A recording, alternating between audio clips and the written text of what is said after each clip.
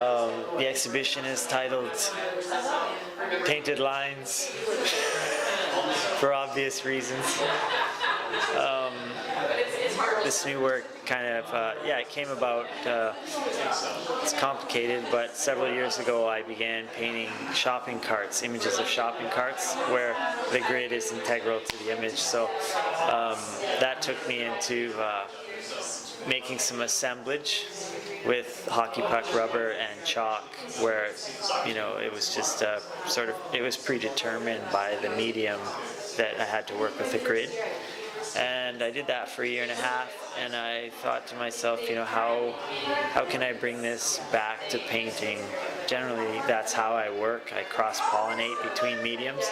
So through experimentation, I just found that I could work with a broad field of color, paint the edges of the canvas, something I'd never done before, and just with horizontal brush strokes create a grid.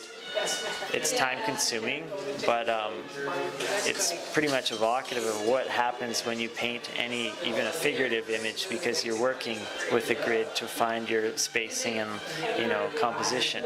So yeah, I improvise that with one field of color, and then bring the color from the edge of the canvas around to the front so it mingles along the edge to give the image some life.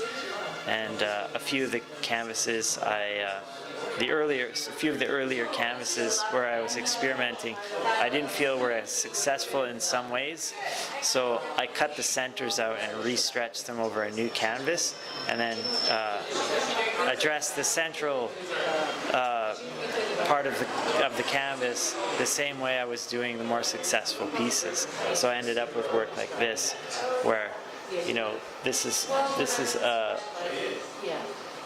more like the earlier work I was experimenting with, and then this is more like the recent canvases that I completed.